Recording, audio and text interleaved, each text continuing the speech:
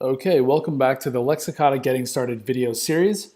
In this video, I'll be walking you through how you can send or fill out an intake form within Lexicata. So, like the tasks and appointments that we covered previously, intake forms are part of the Matter workflow. So we're just going to go ahead and click here on Add a Single Item to the workflow, and we're going to click Prepare Form. So basically what this does is it's going to create an intake form using one of your intake form templates, which I built this bankruptcy intake form in the previous video. So it's going to create this form, a version of this form specifically for this matter.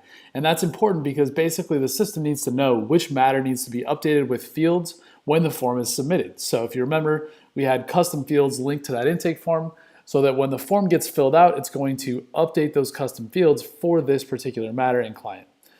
So all you do here is click Prepare Form once you've chosen the form template and contact that should be filling it out.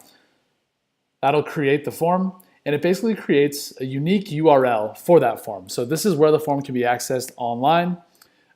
You can either email this link now to the client, or you can choose to fill it out yourself or do it in the office with the client if you'd like by clicking Fill Out Form Now. I'm, in this case, going to click Email and show you what this looks like. So we'll choose the email form link option and then click Send Form. So it'll take you next to an email step here. Much like with the appointment confirmation email, you have the ability to choose different versions of your email templates if you have them.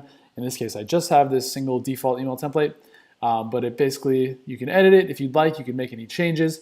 What you'll notice though is it's going to automatically insert a link here.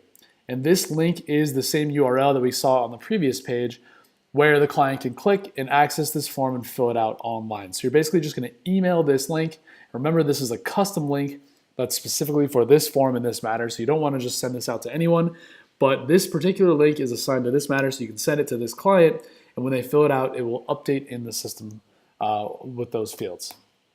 So we click Send Email, and that's that. Finally, you have the option, if you'd like, to set a due date for the form, as well as trigger an automatic reminder email if the form hasn't been completed by the due date. So this is an optional step, but it is nice. Let's say, next Friday, I want this form returned by next Friday. So you can remind the client at the time of the due date, or you can do any amount of time before the due date. So the day before, something like that maybe. A lot of people will do a due date that's at the time of their consult or their consultation that's coming up, and then they remind the client a day before so that the client will fill out the form before coming in for the consultation. Totally up to you how you use it, but a nice little feature there. And keep in mind also, if the client has already submitted the form by the time that reminder email is scheduled to go out, the reminder email will get canceled by the system automatically. So it only reminds them if they have not yet completed the form. So really handy feature. All right, so just like with tasks and appointments, we now have another workflow item. It's a form. It tells you what form it is, who's filling it out, the due date, the email reminder time. It'll tell you the status here. The form is pending, meaning it was sent but not yet completed. And you have some options here. You can view it, edit the due date or automatic reminder, view more information about the form, or delete it, which will obviously make the link inactive. In this case, I'm going to click View Form. So this is what the form will look like when the client opens this up. So they would get an email, they would click the link, and they'd be taken to this page online where they can submit their information. So you'll notice it's nicely branded with your law firm information at the top. These forms are also mobile responsive, which means the client can fill this out on an iPhone, iPad, smartphone of any kind really easily. So it makes the process very seamless and easy for them. So what you'll notice is that any of the data that I already put in from the quick intake form, such as their name and email address, will already be pre-populated on the form, so they can skip those over, but they can basically come through and fill out the rest of their contact information. So let's just put in a fake address here for the client and a fake phone number.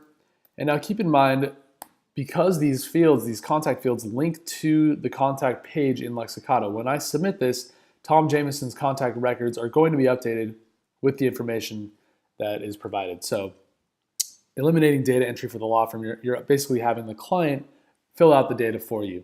And you'll notice also you can add multiple addresses, emails, and phone numbers if you'd like, which is nice. Okay, so that's the contact info portion at the top. Now let's go ahead and do the rest of the form. So we have, date of birth here.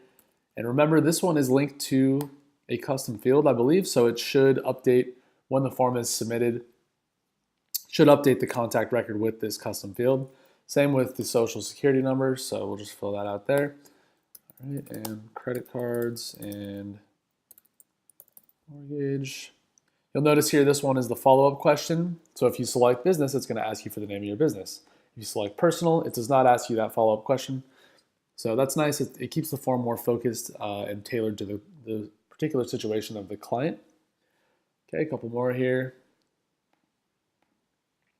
And for the file attachments, you'll notice there's a button here they can choose to attach a file. So I'll just upload something from my computer and I'll show you what that looks like when it gets submitted.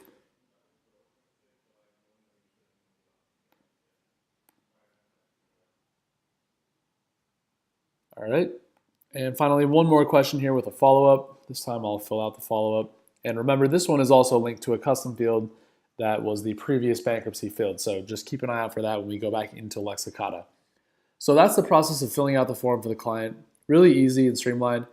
They can save their progress and come back if they'd like to, or they can click this submit button, which basically finalizes the form and submits it back into the Lexicata account.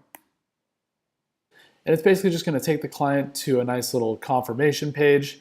They will get a confirmation email as well.